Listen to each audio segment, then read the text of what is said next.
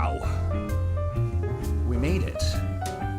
Hey everybody, I want to say a good Eminem Monday unto thee, Sean Vieira, Corey Alcorn, Jonesy's out there, AJ Real is hanging out, more and more people are joining.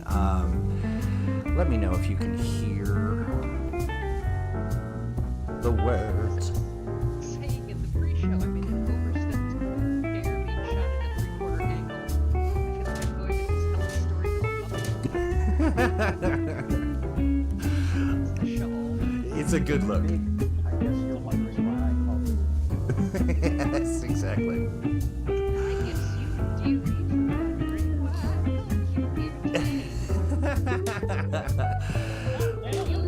Have you heard of the Lab Channel Initiative?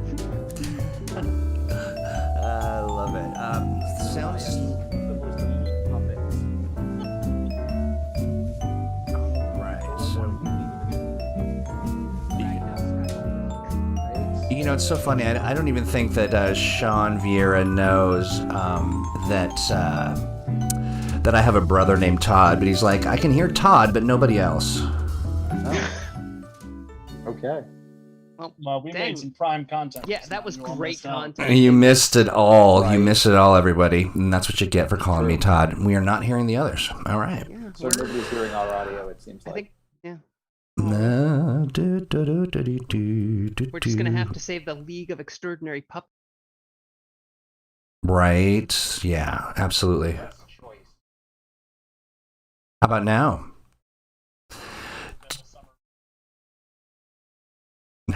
I love it. That's a holiday spectacular.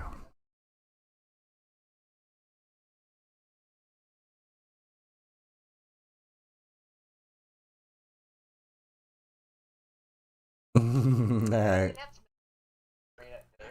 I like it.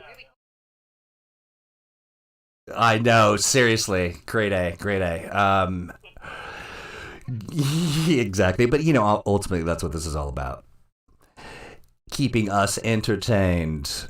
Alrighty, so I'm waiting to hear if you can hear my friends, and they're talking about some stuff that you want to know, but now we're not going to repeat it, so you'll never will.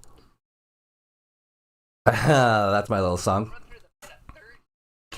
It's, you know what they say, third time is the charm. That's when we'll get discovered. Yeah. Give me a yay or a nay. They could hear, but now they can't. You know what's bizarre about that is I've done nothing. I've just is really low or no voice at all. Yeah. Okay. Well, I'm going to be twiddling on stuff, and while I've got you here, I'm going to sing a few songs from Hamilton. I'm just kidding. I'm not doing that. Shouldn't have thrown away your shot, Troy. I know, right? Right? Right.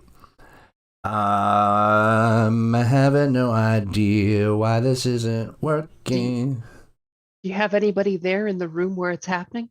No, I don't.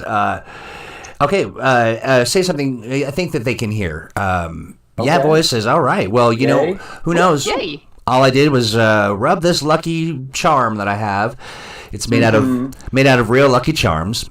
Hey everybody, welcome to Mutants and Masterminds Monday. Thank you for hanging out for our little pre-stream. What? Can you hear me? What? That's a little little warm up called What the What. What the what? It is, of course, it's Monday. Here in Seattle, it's humid and sweaty, and but beautiful, but not as beautiful as this gathering of humans. Yes, Loki charms. Yes, indeed. Crystal Frazier, Steve Kenson, Alex Thomas. Crystal, how are you today? I'm good. I've got my shawl on, and I'm in an overstuffed chair and rocking slowly. So I'm about to tell a story to Muppets. Well, we're your Muppets, Crystal, all day, all night. Steve, how are you We doing? were saying the Okay. pre-show. I need to get a Troy puppet. Yes, exactly. I think that I think that is goes along with our Crystal and Steve stuffed, dolls that we're gonna get, and then we got to think of an Alex Thomas product. I'm wondering what that might be. But Steve, how are you doing? I'm doing pretty good, thanks. Yeah. How about you, As Alex? Monday goes. That's I'm true. good. It's been a great Monday so far. Has it? Yeah. I do want to say that there were some people who were very concerned. They weren't exactly sure what happened, but they just knew something was different. And you shaved your facial hair, and everybody on the stream was like 20 years younger. That's my superpower. Right. I've got aging affects others. Right Or now, de-aging. I was going to say, we need Alex's parents' permission for him to work for us. Right. There are child labor laws. Truth. My mom signed the permission slip for the field trip. We can go wherever you want, Miss Grizzle. Sean, I will ask that question, but I'm going to ask it a little towards the end of the program. So hold your horses, as it were. Today we're talking about, it's summer of Starhaven, and there was, we had some stuff going on between streams, and one of those was a vote on the Patreon to see who would be in charge, who would be the power at the top of the Starhaven pyramid, and the people have spoken. It is none other than. I just got to say, I'm very disappointed in you all. I'm not angry. I'm Just disappointed. I was really surprised at the results here. So it is Senator Tamara Van, Rebirth of the Republic. Followed closely by Francois. Very close. Yes. What's demonstrated that our fans are romantics who just long for that bygone era of the return of the Republic. I understand. They want to be crushed under the iron heel of tradition. On behalf of Senator Tamara Vaughn, I would like to graciously accept the leadership position of Starhaven. The Republic thanks you for this launching off point of the rebirth of our glorious union. All right, that's what you get from now on. That's what you elected. T. Claude Dardar says, happy about the results. And Sean says, Alex, that is the same reason I had a better, for the first decade I was working without a beard, no one took me seriously. I see, yeah. Well, yeah, I mean, I do remember as a child, my father shaved his facial hair off, and I, for just the longest time, was very quiet around him and watched him suspiciously. I was certain he was a plant. Like they would replace him with that guy. Yeah, exactly. So as we all work on our beards, today is a program about using politics, the mechanisms of politics within your session, within your story, to strong effect. And we're kind of purposefully taking out the rancorous sort of partisan stuff, right? I mean, or we could get into it, I suppose. I mean, not that we avoid it when we're not talking about politics, but I mean, Troy, every single episode so far of this podcast, we've gone, far afield in politics. We sure have. We really have. And I really try. I personally try not to, just because then it's all about that. But I love the mechanism of politics. I love that there is resolution built in and there's some of that stuff, but there is this ramp up that just begs you to, forces you to, in a way, you have to deal with your constituents and you have to engage people and you have to sell an idea. And it just seems to dovetail really nicely with just tabletop role play in general. Yeah, and I think it starts. I think starting out with the Starhaven example is a great way to go a little more neutral, politics-wise, into talking about how it plays into your campaigns. So, Alex, since you pitched the Republic Reborn idea, what's the ideal outcome from the Republic Reborn ruling Starhaven? And then Steve and I can spitball some ideas for how it goes horribly awry. Oh, I love Well, it. I think ideally the Republic wants to use Starhaven as a gathering point for the resources of the rebellion and exile that's trying to overthrow StarCon. To have sort of this staging point that's close enough to Earth so that we can get support from Earth-based superheroes, because they love fighting the StarCon and everybody else who's evil in the universe. And it's a place where the Republic's ideas can be challenged in a way that is not on the run across the universe from the forces of the StarCon. So learning what a better republic looks like in a smaller scale, so they can blow it up to the rest of the republic once they take it back. What I'm hearing is that it's a bunch of oligarchs and old guard from the Senate who already couldn't accomplish anything, using Earth as human shields as they try to regather their power. That is a pessimist's way of looking at things, yeah. Now, we're not going to re-debate this. No, The election's been certified. I'm just saying the ways this can go awry, the way It sounds that like the Earthlings bad want to actors, the way bad actors are going to work within this system. Now, on the other hand, it seems like gathering all of the Republic Alliance forces in and around Starhaven paints a giant target on Europa. So it makes it real appealing for StarCon to try and undermine that. So it's really exciting for game masters too. Well, here's an interesting question. Oh, real quick, I just want to jump in. T. Claude asks, is there much of any, if any, relationship between Farside City and Starhaven? Did Farside City welcome people displaced by the Imperium? That's an interesting question. There is an indirect relationship between Farside and Starhaven in that they were both constructed by the Preservers originally, but Farside City is pretty isolationist for the most part. For the longest time, I mean, Farside is much closer to Earth, and they've known, about the sort of, rest of humanity for a long time, and have basically spent centuries hiding from us. So in a lot of ways, Farside City is... To be fair, have you seen us? Well, exactly. I mean, they got a good look at us and we're like, nope. I bet they've been undermining our interstellar travel. Their foreheads are so small. I love that. I get the impression that Farside City has decided to sort of opt out of this whole process in a lot of regards, and that's going to be probably going to be a question at some point. They've got enough terrifying apes on the moon. They don't want to deal with anymore. Pook says, the question, of course, ahead. because the similarities in their technology is once people start exploring Starhaven, if they find things, I mean, because the Preservers may have had some connections between those two cities at one point.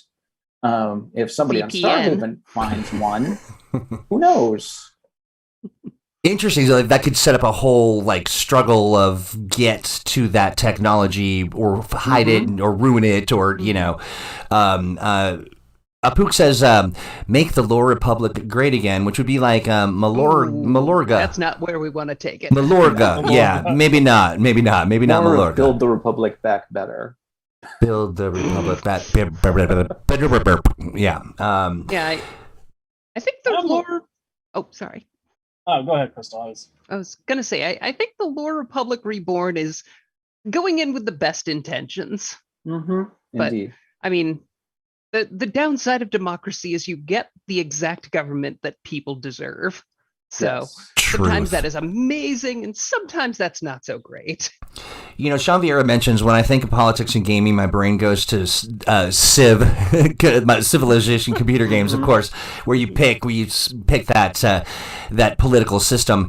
And for me, I feel like the magic is in these diplomatic connections, the people who behind the scenes want to cause you grief, the gregarious, friendly, everybody loves this diplomat who's really the bad guy. There's a bunch of those kinds of tropes that I think blend itself really well to the political thing. Pick an issue, any issue, space issue if you'd like. Yeah. Well, I mean, we're talking about the backdrop for superhero stories. So, a lot of politics in superheroes is about how politicians make being a superhero harder or easier, and whether or not. I was going to say which heroes they make it easier for versus which heroes they make it harder for. Exactly. And whether or not, the politicians themselves are, basically taking on the role of supervillains or, helping the heroes in some way. Yeah. So in the case of the Lore Republic, you're going to have a bigger focus on external politics and bringing, rogue planets and rogue politicians together in one place, consolidating power. It's not necessarily going to be as focused on the people who are already in Starhaven, so much as reaching out to the people and bringing them to Starhaven. It's certainly not going to be focused that much on Earth, except, when they need to invite resources in they need. Right. I think politics is a really interesting chance in a superhero setting because superheroes are so reactive to things, and it's usually reacting to what supervillains are doing. It's interesting to bring in elements that are not necessarily what is Dr. Maniacal doing this week. How is the world changing? How are we reacting to that? It's a variety thing. It's a slice of life when you're telling a superhero story. Yeah, it's the way heroes can be proactive instead of reactive. Yeah. Well, and especially as, there's the heroes that will develop out of Starhaven itself. And there's Earth's superheroes who, like Earth in general, is going to probably want to be keeping a very close eye on this, growing outpost in the solar system. And, what is their greater role going to be, as far as that goes. How in control is Daedalus? Because I assume Daedalus is the one in charge. Everybody else is just a puppet. Well, yeah, nothing Daedalus has ever done has gone wrong. So, I mean... Right. I mean, Daedalus has a full-time job as a superhero and kind of daddy to half of Earth's young superheroes. And how many different planets is he minding? And I'm wondering too, for thinking about the UN colony and the Protectorate. What do you? I mean, will any of the a fixed sort of parties, like people who were involved, would they be angry that they didn't win, that they didn't get a chance to, would there be backlash as far as that goes? I mean, oh no, of course not. I mean, the UN and Aegis still want this colony to succeed, and they will do everything within their power to make that happen. Wow. Continue to offer security, continue to offer logistical support. They're going to be your sole source of medicine and food. They're going to be right in your business. It is going to be an interesting shift from Earth having a more diplomatic relationship with Starhaven as a foreign entity than, when the residents of Starhaven were refugees that were completely dependent. T-Cloud has an interesting question about Starhaven. Has Xeno of the Sentinels assisted Daedalus at all with Starhaven things? Not yet, that we know of. Nothing is explicitly said in the text, but very little has been said in the text so far. That's right. And now that you've given us the idea, we hate it and it's never happening. No, I'm kidding. That's a joke. It's not our idea. Throw it away. I bet there's lots of. I bet there Throw are it in lots the of puppet heroes pit. who have helped out. Throw it in the puppet pit. Not the puppet pit. Why? It's so squeaky. I love it. Nothing but googly eyes and arm wires all the way down. Everywhere. The Terror King was so confused when he installed that puppet pit right next to the kaiju pit. Right. And that next to the adventure hole, which, if you don't know what that is, then you clearly don't watch Thursday. You live a better life. Yeah. Tune into Thursday for more adventure hole. That's right. Oh, we have fun. Always wear protection before you go in the adventure hole. Oh, no. You just dive right in. Maybe goggles. Plus one armor if you can get it. If you can get it, exactly. Sean Vieira asks, so they're going to be a UN Henry Peter, is it Gyrich character? Yeah, Gyrick. I am unfamiliar with the... Oh, he's a right bastard. Yeah, indeed. But yeah, I have to assume there's an overseer there. It's probably Deputy Director Francois still. He's just not acting as governor. I love that. So when you think about the people as they have voted, when you're looking at sort of fleshing out some of this stuff, and it is the summer of Starhaven, and so if we've got, if folks have voted, that race, was very close. I will say the Protectorate kind of lost, real good. There's a couple two people there, but the smaller the group, the more passionate the adherence to that particular, to that ideology. And that it was so close between the UN colony and the Republic. It seems like that just creates a very interesting split amongst the population. Will there be factions? Like, I'm imagining too that there's probably going to be there can even be like a fourth or fifth, interest in all of this. That is, Yeah, the three factions we presented were just the groups that have the political pull and economic power to really attract a number of followers. So there are, it's a group of refugees from all over the galaxy. So there are dozens of little political factions and cultural factions who all think they've got the right solution for how to govern. Right. To be fair, those two people will probably be spared when the StarCon comes. Right. No doubt. I love that. And so, go ahead. You just join the StarCon fan page and we have a handy dandy list of everyone that we'll spare. I love it. They keep sending all these orange vests and box for people to wear. I'm wondering, when it comes to one of the things that it gets tricky with politics is that people tend to focus on, like, they don't want politics to their fun, but how do you set it up and communicate that so that we can focus more on the bad personalities as opposed to bad policy? You know what I mean? Like, how do you get that? How do you get folks to shift, and how do you set the stage for that? In an ideal fictional universe, every side has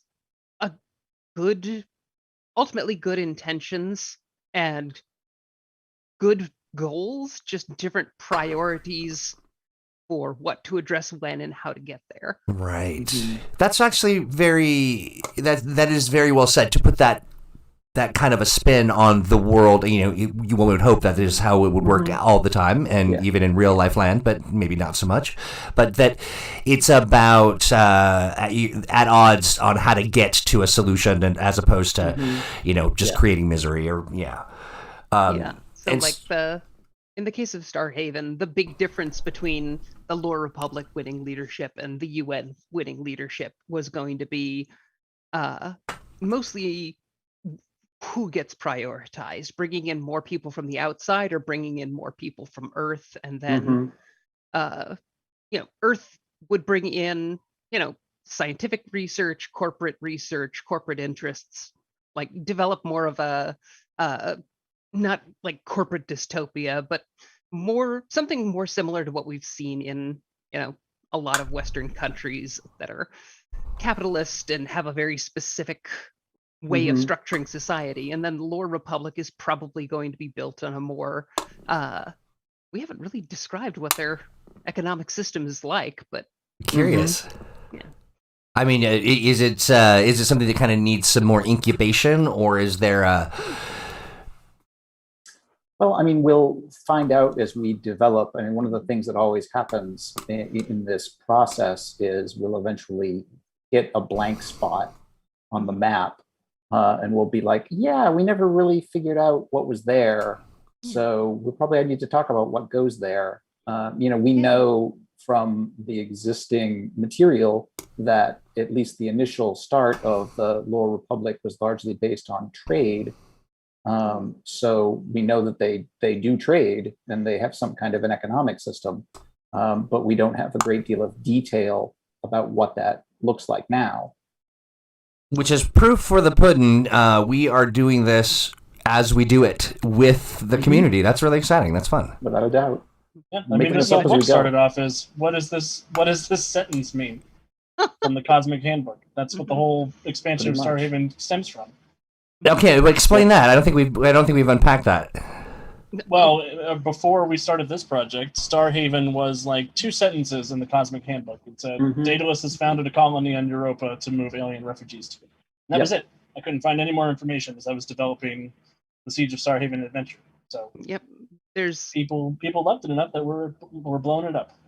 There's a teeny tiny mention of it in Super team handbook Mm-hmm. for the Magna Force, where it just mentions that the supervillain for that team operates out of Europa, but nowhere near Starhaven. Mm-hmm. How fun!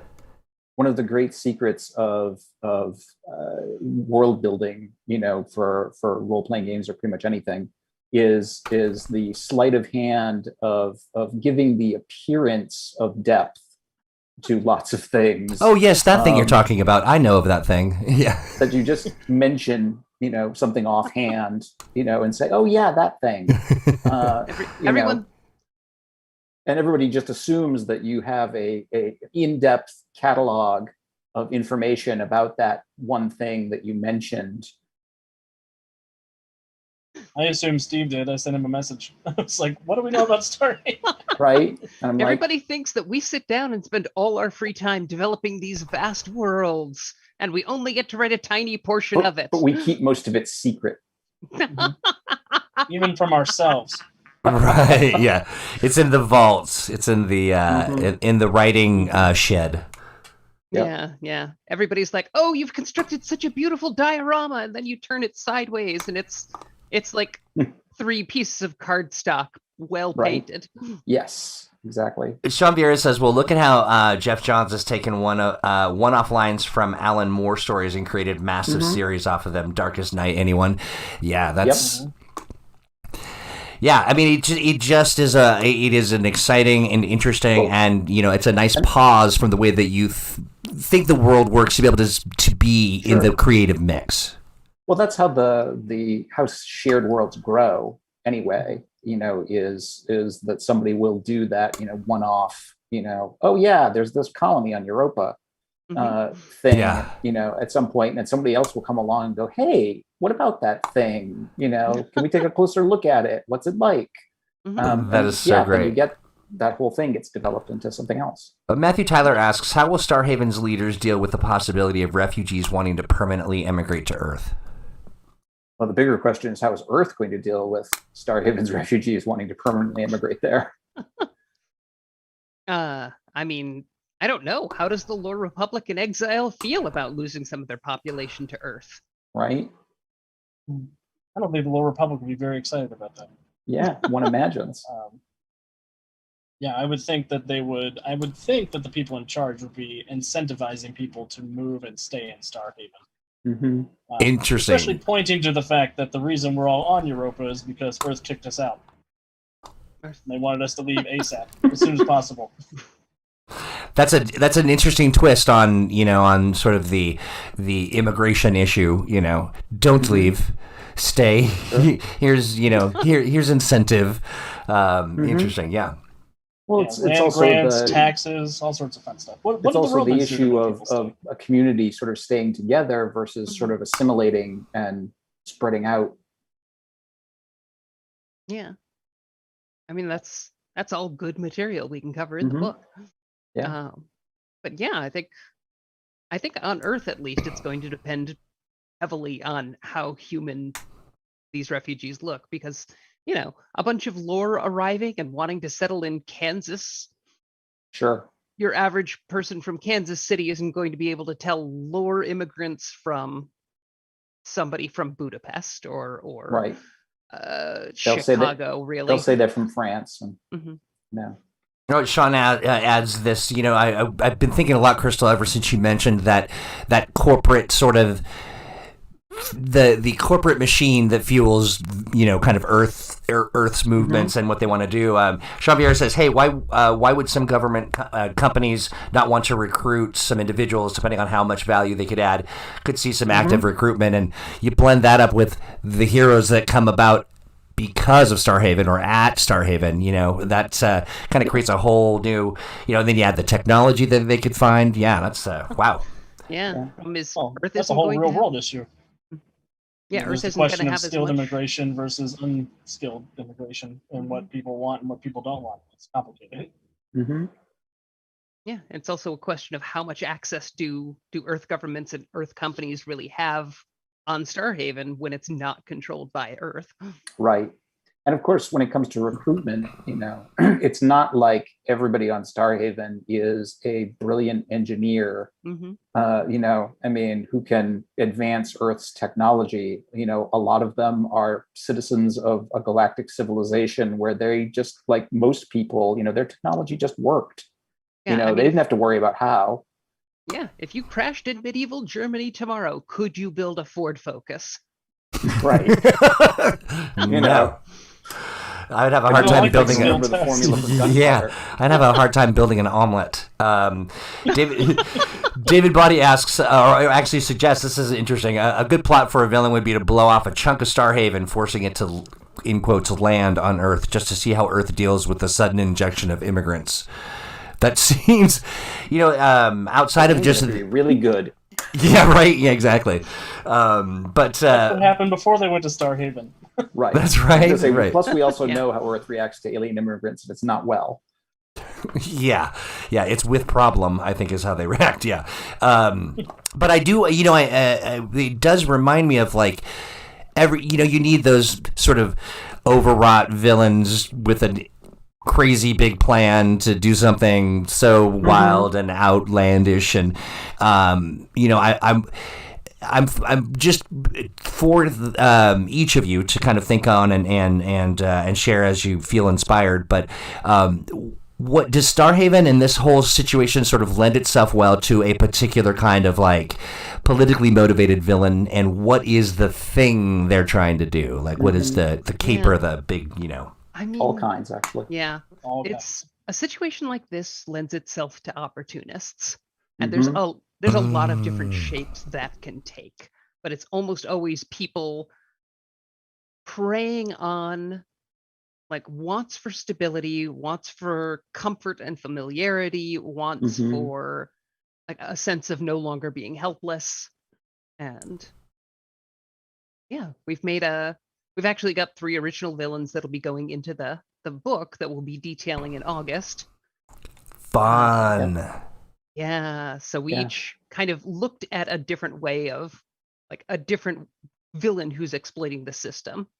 So I made basically a smuggler kingpin type who's providing all the alien luxuries and technology people miss but can't get access to. Right. Perfect. Yeah. I love that. Sean Vieira mentions, a rogue state like North Korea, like some kind of a factioning up, and talks about offering land for tech. That's interesting. Yeah. Also, what about the idea of, well, I mean, we just had an election. There's no reason we couldn't have some of our citizens of Starhaven form a breakaway sect and start their own colony, especially if they can survive on Europa. Right. Well, and we already know that there's the aquatic portion of Europa to explore as well. I mean, if the Pisceans and the Hexam were like, no, we don't want to be ruled by the lore, that worked out badly last time, and they're trying to break away. Screw you, air breathers. See you later. Sea Haven's its own thing. Yeah. Sea Haven out. Glub. Cover your children's ears. Francois moves down there. The UN takes control of Sea Haven. Excuse me, Starhaven, we need to move these supplies to your city to help this other city. Is that okay? So this is interesting. One of the things that people, this whole summer of Starhaven has people engaged. They're really excited about it. It's got them thinking. It's got them, asking all of these questions. When, as we're working through this process, how much should people engage or start to kind of, think about what they would want to do in this world, or the stories they'd like to tell, the people they'd like to create, and how much of it should they do now, or should they hang on a little bit? I mean, are we, yeah. I mean, Alex is working on the intro adventure that'll go in the book, and Steve and I are putting together the campaign suggestions, sort of like the different ways you can run campaigns. So the adventure won't release until the book does, and I don't think the campaign outlines release until the book does. But yeah, if you've got ideas and you want to start spinning your now's the wheels, time. yeah, not spinning your wheels, but spinning your gears. Weird how the same phrase with different words makes it exactly. It's like the difference between a booty call and a butt dial. Subtle but important difference. Forgive me, Father, for I have sinned. Punish me, Daddy, I've been naughty. Jeez. Yes, that's great. And David Body says, I keep envisioning spam emails from a Starhaven prince with a gift for you if you help him.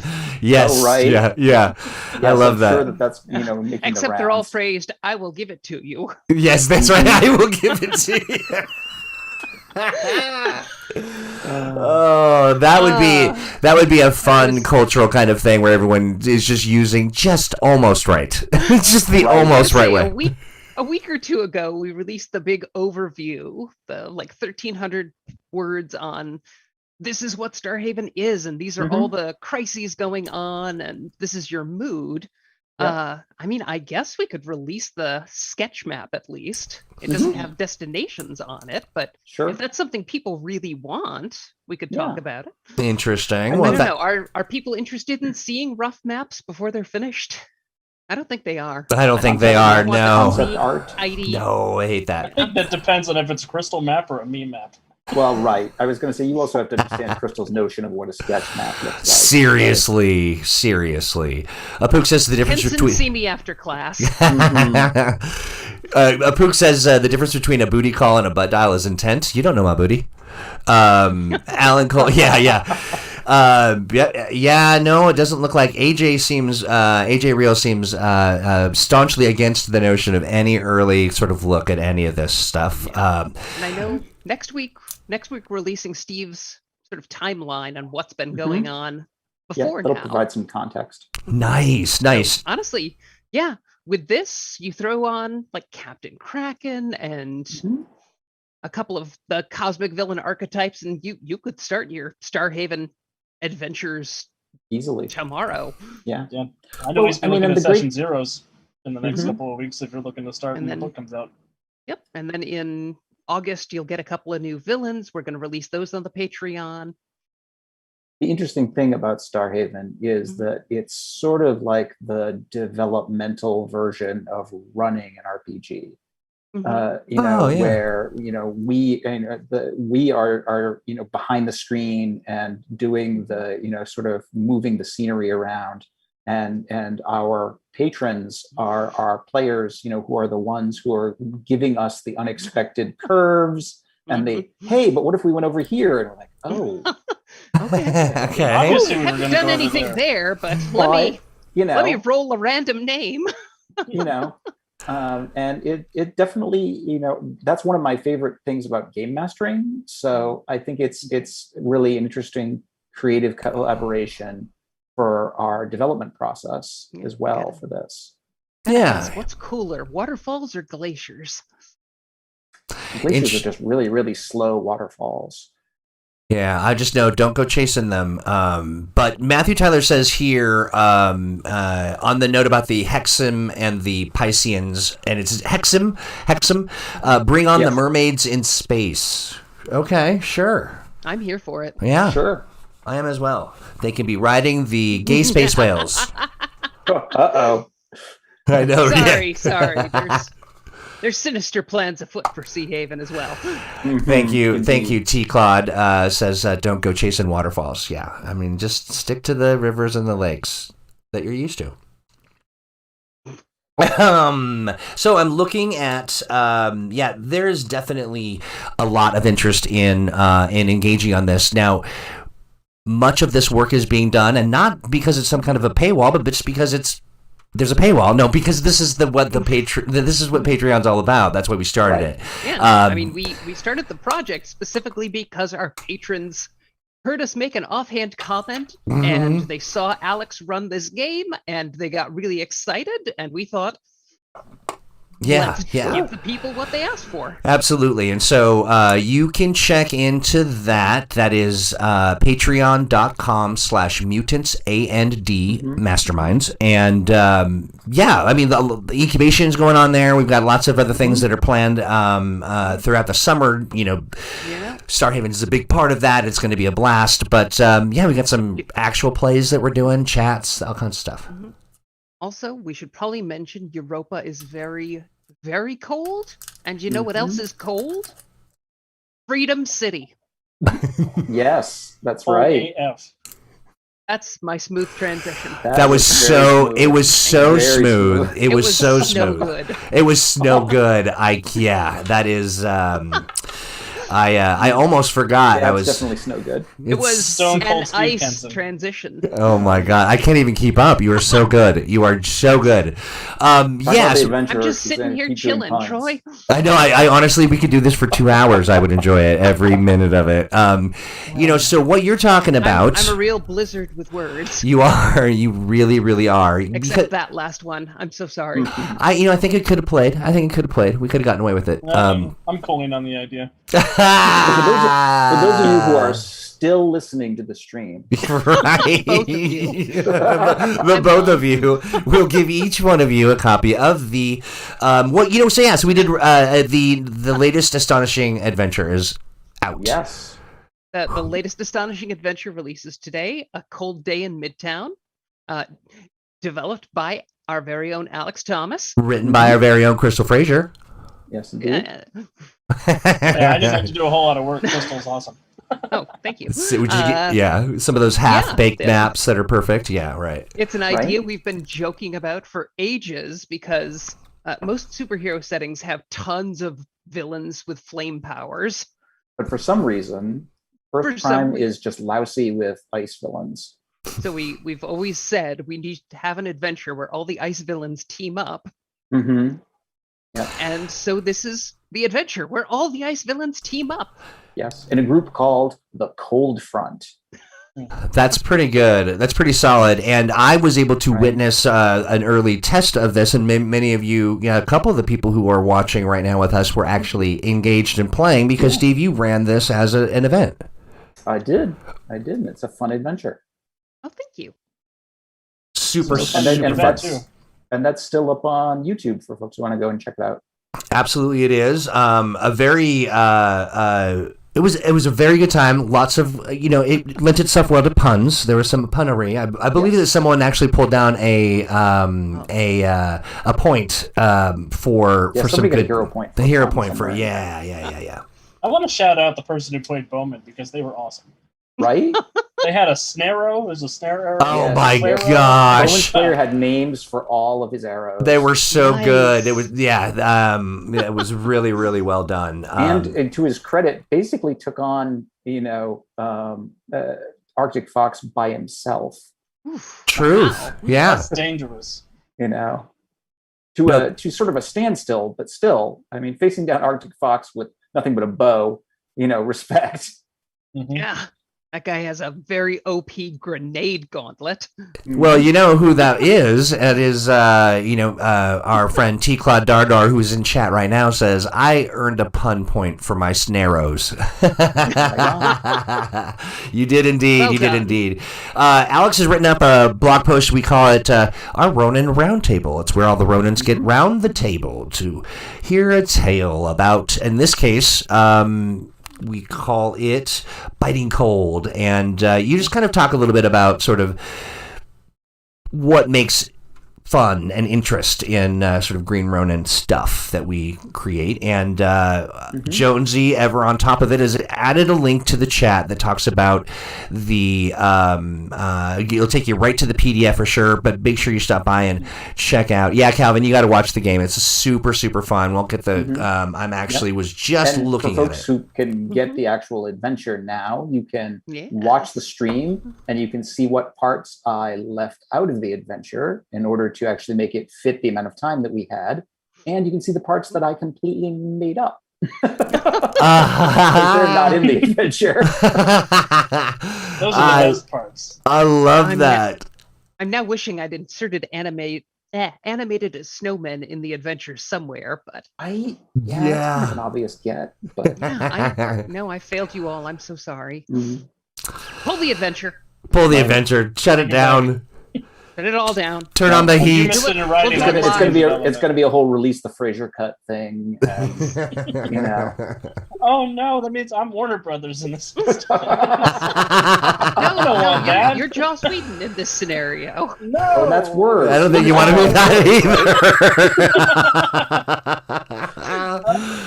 Oh, I love it. I'm trying to get to 2011. I'm trying to get to the YouTube site, so I've got it here, but I'm laughing so hard I can barely see what I'm doing. But yeah, so check it out. What is our price point on that? I think it's $45. I think you may have exaggerated that a I little. think Troy. No, I'm not a mathematologist, but what is it? I only write these We don't do things. this. I know. We don't We're say the things. creatives. I don't know anything about maintaining Right? economic systems. What do I look like? An economic systemsologist? It's right? It's not $45. It's only $4.99. You can See? That seems totally. reasonable. absolutely Pretty good It's a deal for bargain. a solid 2 sessions of adventure. with some great cover art, which I like, and Yes. this is I good love stuff. I love any of our cover art that has the Addams Family in it because I love That's them. fair. Plus, it's Dennis Medry, and he's just got a Right. really style. fun, Yeah. comic booky style. Yeah, super classic fun. I love it. I absolutely love it. Okay, so go ahead, please. I'm just a big fan of any time we get to work Madame Zero into something. Yes. She's great. Yeah, She's absolutely. going to turn the whole city into a snow cone. So Yep. I love it, and thank you, Jonesy. He's got a link in chat, so you can check it there. Are we voting on Starhaven's economic system next? Asks T. Claude Dardar, and I don't know. That is that fun? economics or voting? The voting part I think is fun. Everybody should vote.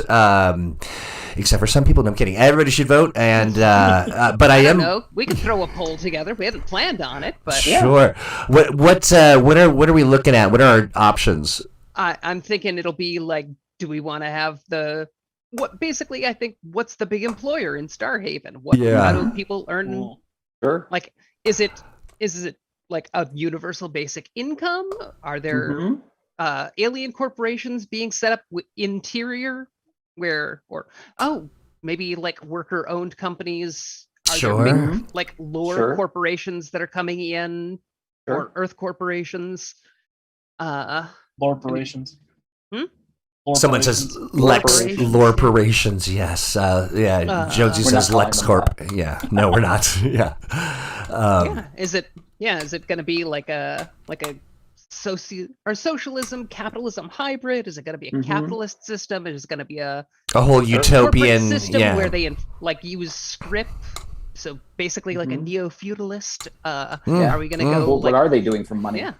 You know. Yeah. What do you call money in Starhaven? That's another poll we should put up this week. Yeah. Okay. This is a testament to Madame Fraser's skill as a storyteller. Sean Beer says, one of the Seans, by the way, Sean says, economics is not fun. Take it from someone who studied economics. And 2 seconds later, okay, Crystal's making economics sound interesting. Good job. Okay, we'll put some basics together and throw it into the book. I like that. Sean, I'm sorry, I was going to say real quick, to add to this, Sean Duggan says, write a sidebar about the black market and optional wealth rules and that kind of stuff. Oh, that's Crystal's department. Oh, yeah. My villain is handling that. but Steve and Alex have also put together a really cool villain. Steve put together a cool political villain. Alex put together an awesome cult leader. We're ordering the art now. I need to remind Hal that we've ordered the art. Yes. Yeah, so we can get some sketches going. Absolutely. In a pinch, I can sketch something up for you if you like. Thank you, Troy. We appreciate it. Yes, I'm here. I'm here to help. Let's send over Troy the art commission requests, and we'll compare them. Oh yes, you may get them quicker, but they're not going to be better. Yeah, my art description was basically torch singer through the lens of hammerhead shark and sumo wrestler. Wow, that is quite a. I just had never really thought of the Venn diagram. Any concept art we get at that? Yeah, absolutely. Absolutely. Did you two want to talk a little bit about, I mean, especially Steve, did you want to touch on the political villain at all, or do you want to kind of leave some of that up to? Sure. I mean, basically, like Crystal said, it's all about opportunism as far as the villains of Starhaven are concerned, and taking advantage of the situation. So my villain is basically a political provocateur type, and is definitely somebody who would be a really great foil in terms of causing and benefiting from trying to create political instability on Starhaven, as far as that goes, and definitely somebody who is going to try and take advantage of the success of the Republic Alliance in terms of, well, it's a great opportunity to get all of my enemies in one place. And then, all I need is one giant bomb. Very Game of Thrones of you. I like it. Yeah. As far as that goes, Alex's villain is taking, advantage of the populace in an entirely different way. Mm-hmm. Yeah, my cult leader is also an opportunist who has been down on his luck for most of his life until he stumbled upon an ancient preserver artifact. And now he has been given the wisdom of higher beings to take to those who need it in Starhaven. Oh dear, yeah. Need it. You need it. I love it. Nate Robbins says, M&M Monday madness at its finest. Love this show. We have a lot of fun. We're glad that you have fun too, because sometimes we feel like, are we the only ones having fun? See the request for religious zealot warlord? We've already provided. All set. Yeah, absolutely. Sean Duggan says, you covered. We totally do. It's all in the book. Sean Duggan says, honestly, politics-wise, a discussion of how to tastefully handle protests and civil disobedience could be interesting and relevant. How do we parse that? I mean, do we spend a lot of time doing that kind of? I mean, like a lot of things related to politics, protests and civil disobedience are tools that can be used for a lot of different causes, and we've seen them used in a lot of different ways on Earth for good things and for bad things and for very weird and strange things. So, I mean, it's more of a question of who's making the demand and why, and why are they taking it public instead of going through the existing channels? Is it because the existing channels don't accommodate people like them, or is it because they are trying to get media attention, or trying to think, are they trying to manufacture media attention? Yeah. Again, coming back to our purpose, how do heroes deal with that? When when there's a protest, when there's civil disobedience, and the powers that be turn to superheroes and say, "Hey, we need your help." The question becomes, well, you need our help with what? I think N.K. Jemison's Far Sector is a great look at a superhero dealing with an alien city where there is widespread political protest, and how that Green Lantern gets tangled up in that environment, and everything that's involved there. It's a great look at that kind of political storytelling. I will read the back of a cereal box that N.K. Jemisin writes. Well, yeah, without doubt. And I think the important thing with politics in particular, among other things, is that you should talk with your players before. Yes. Those kind of elements to make sure that that's something they want to have in there. Very, very good advice. Yeah, and I would and to have tools in place to stop it if it's going too far for some people. Yeah, absolutely. Yes, check-ins and following just as you would, other safety guidelines or content that is sensitive. The other thing I would recommend people do is get in to tell a story that's a great story and interrogate the drive to try to hide a narrative in there somewhere. That never really turns out well for anybody. Sean, go ahead, please. RPG where you can manage to get a nice sort of moral to the story is great, but I mean it's really about getting together with your friends and playing superheroes and having fun. Shoot, this is Matthew Tyler just said, seeing as we're getting towards the end of the stream, I'm like, no, we're not. Oh, no, we are. Yes, we are 1 minute down, and we want to kind of cut it real sharp, especially since we came to you relatively on time. I mean, relative to any of the other times we've done this. For 10 minutes. Yeah, wait, actually, no, I think we popped in. Was it 10 minutes? Do we not count the time where they can't hear us? No, we don't count that. That's bonus time. Can they hear us? Only the patrons can hear us. Everybody else cannot. If you would like to hear us on this stream. In space, no one can hear you podcast. Exactly. So Nate, take care. Thanks for stopping by. Matthew, great question. There's a lot of questions here that we want to cover. I do want to mention there was we totally derailed your last minute question there, Troy. The last minute question was going to be did we really run out of time? Because we have 1 minute left. And yes, indeed, we did. Check out the Patreon, Mutants and Masterminds, patreon.com/mutants, AND Masterminds. Check out our lovely Mutants and Masterminds Mundanians.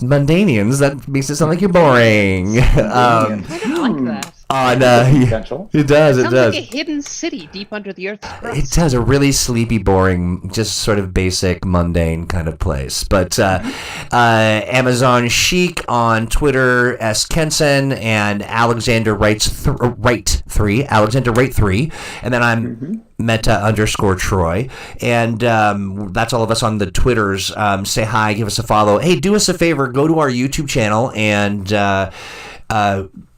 watch some vids, give us some likes, make some fun comments, but mostly subscribe. Give us some of those subscriptions. We need the juice. Because sweet subscriptions. That's right. right. I just want that silver play button.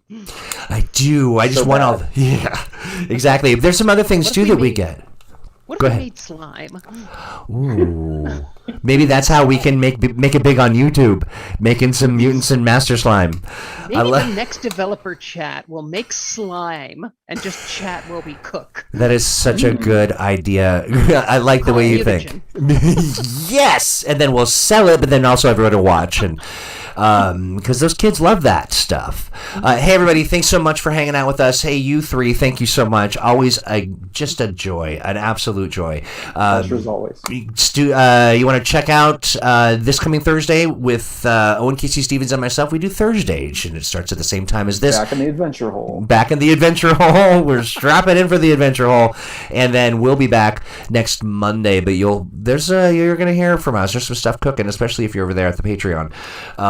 All right, everybody, have a great, wonderful day. Apologies to the people who didn't get your questions answered. Hold on to them and hold them close to your heart and make a wish, and maybe we'll answer them someday. Take them to the Patreon and make Troy answer them. You without do that. Our support. You do. Yes. Nothing more that I love than just sort of lying. All right, everybody. Thanks again. Have a wonderful day. Take care of yourselves, and we'll see you